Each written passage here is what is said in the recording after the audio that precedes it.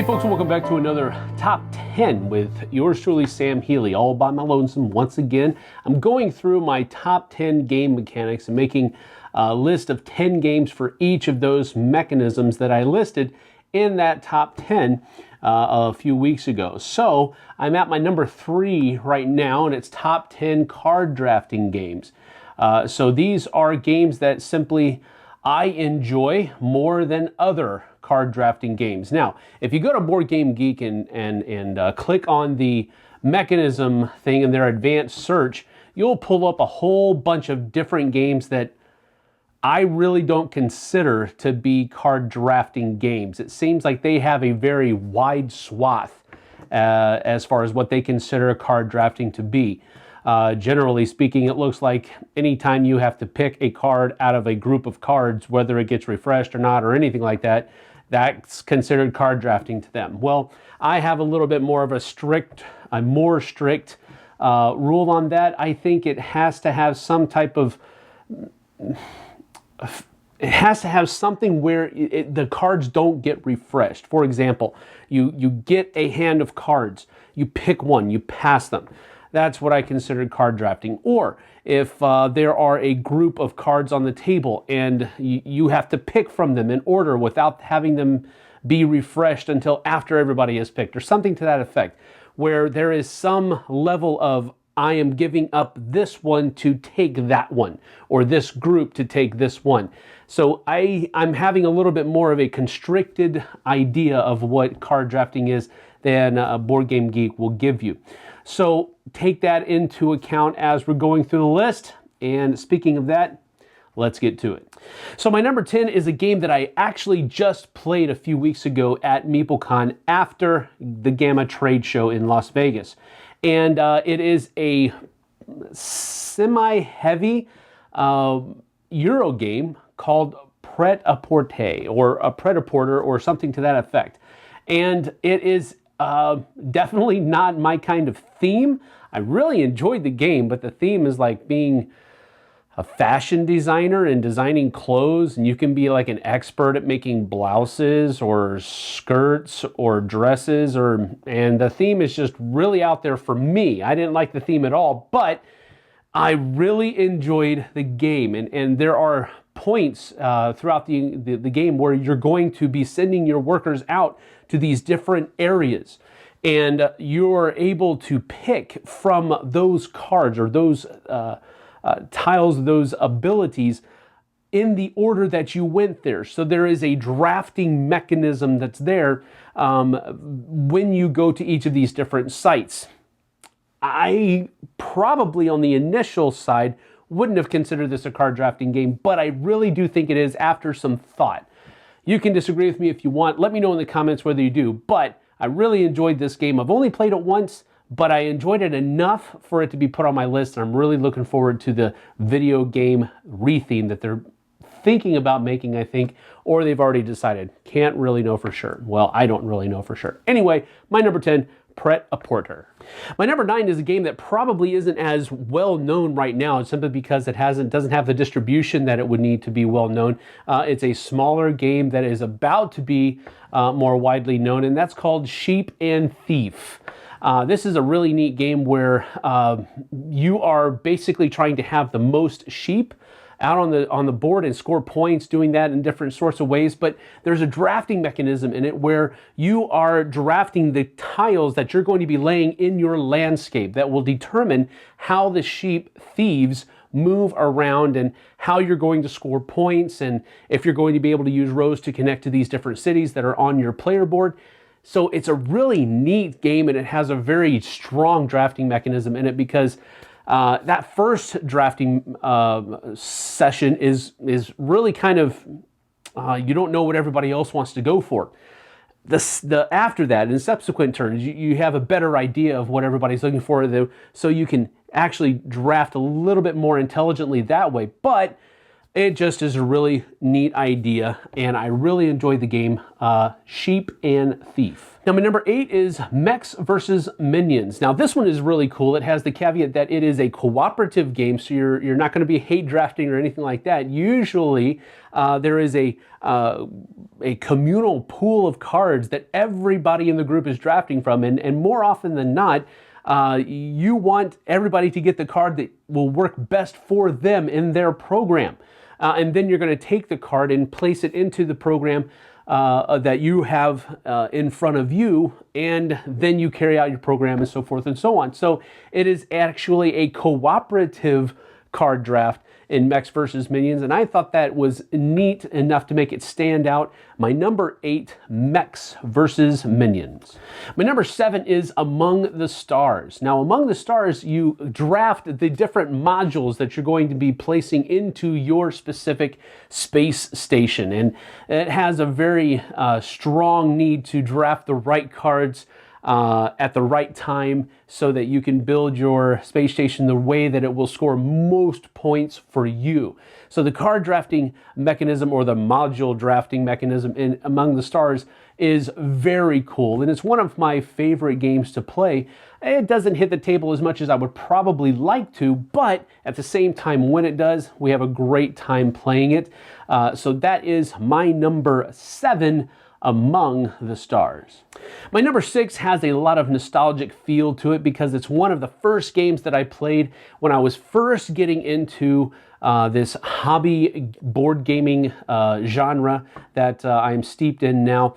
And it was one of the first times I ever played a board game at a board game cafe. And this is Citadels. Now, Citadels is where you're going to be drafting a role that you're going to play within that specific round. So there's a lot of things that you have to think about. Am I going to be this person and be able to get this idea, or I'm going to try to be this person, I'm going to try to kill that person before he gets to do his ability. There's just a lot of different things that are there. I really enjoy the drafting mechanism. Even though it is very simplistic and very basic, it's one of the first ones that really introduced me to this mechanic. So Citadels made my list at number 6. Now, my number 5 is probably the next strongest game that had a card drafting mechanism in it that really kind of got my attention in a very important way. And that is Fairy Tale. Now, Fairy Tale and Seven Wonders are very similar. Some people mistakenly, in my opinion, thought that Seven Wonders was innovative for the card drafting mechanism that it had. Problem is that Fairy Tale was out first, and it was not as big of a game, and it wasn't as well known, and it was, quite frankly, a lot more ugly than Seven Wonders turned out to be. But it has since gone through a revitalization, so to speak, and it looks a lot better now than it did before. But Fairy Tale was my first introduction into what I would really consider to be the card drafting mechanism, where you have a hand of cards in front of you, you pick one, and then you pass them to the next person, and then they do the same thing, and so forth and so on, until everybody has a certain number of cards left in their hand to begin the game with. So Fairy Tale is just really neat because you take the cards and you're trying to combo them together to get more points. Just a really neat, simple system that I really enjoyed. So my number 5, Fairy Tale. Now, my number 4 is an interesting addition, I thought, at least, to my list, and it's one of the games that I've just played recently. Was introduced to it at Essen last year, and I've been able to get my own copy and, of course, do my own review of it since then, and that is Sola Fide from Stronghold Games. Now, this one has an interesting caveat that you're actually solo card drafting, because you have a deck and your opponent has a deck, and you are taking 3 cards from the top of your deck, choosing one, putting the other 2 aside, and you continue doing that until you have, I believe it's 15 or 16 cards in your hand, and those 15 or 16 cards are the ones you're going to be using during the course of the game. So it's a really interesting card drafting mechanism where you're not actually passing cards to another one. You're having to make I am getting rid of, I know I'm not going to see these 2 cards again. I'm getting rid of them to keep this 1, and you're doing that 15 or 16 times. Really interesting mechanic, really enjoyed it. I like the game too.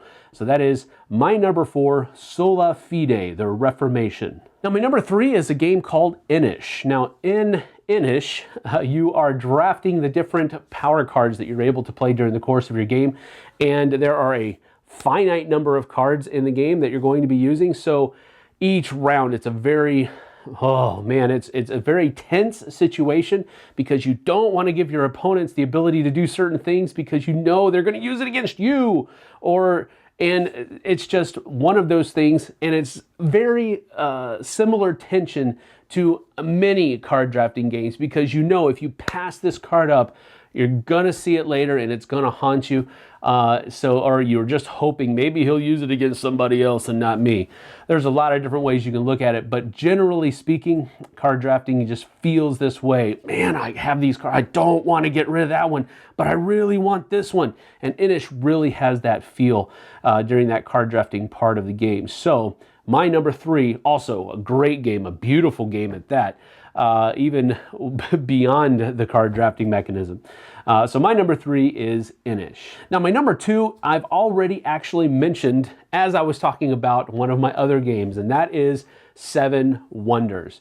Now, you might be crying foul now because I used to be a real opponent of 7 Wonders and its popularity, but you have to understand the only reason I really combated the popularity that 7 Wonders had was because people were calling it innovative.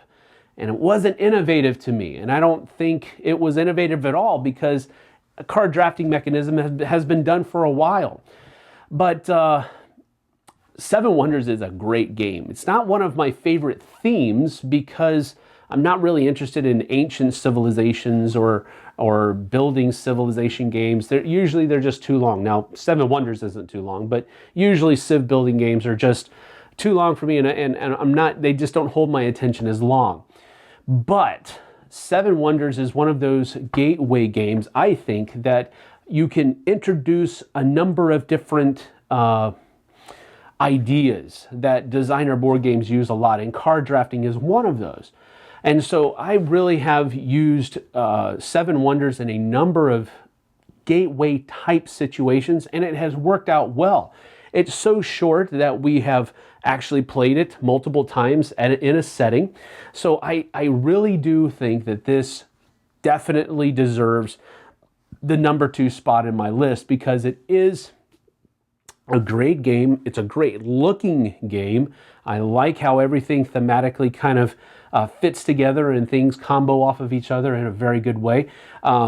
7 Wonders Duel, the 2-player version of it, is also really cool, but it has a little bit of a different drafting mechanic in it where you are able, so like I call it a pyramid drafting, where you take one card and it opens up the 2 that it was on top of. So I liked the 7 Wonders Duel also, but I really like the base game a lot better. But that is my number 2, 7 Wonders. And finally, my number 1, you probably knew it was coming. It is my favorite game of all time. That is Blood Rage by Eric Lang and put out by Cool Mini or Not. I really, really enjoy this card drafting mechanism. It is really the crux of the entire game. There is some area control and there's some battling and combat and all that kind of stuff, but where you win or lose the game sometimes, more often than not, I think, is during that card drafting mechanism. And I really enjoy it. It does take a few plays for you to get used to it, just to know what's available in each of the new ages. But once you're at that point, I think you'll really see how much that game really opens up and how you can have not just one path to victory, but multiple paths to victory. I've been, I've been beaten many times in this game, and I've also won a lot of them too. And it is one of those times where I really think that it really comes down to, did I draft the right cards? Do I have enough rage to put those cards into effect? There's a lot of different levels to winning in Blood Rage, and I really do enjoy it, so it had to make my number 1. That is Blood Rage, my #1 card drafting game. Well, as always, let me know in the comments whether you agree or disagree with me. I appreciate you guys taking the time to watch, and we'll see you guys on the flip side. Thanks so much for watching the Dice Tower videos. Find more great videos and reviews, as well as our top-rated audio podcast at Dicetower.com. You can also find other great shows at Dicetowernetwork.com. I'm Eric Summerer, and you've been watching The Dice Tower. The Dice Tower is sponsored by Cool Stuff Inc., where you can find great games for great prices. Cool stuff in stock. Check them out at CoolStuffInc.com.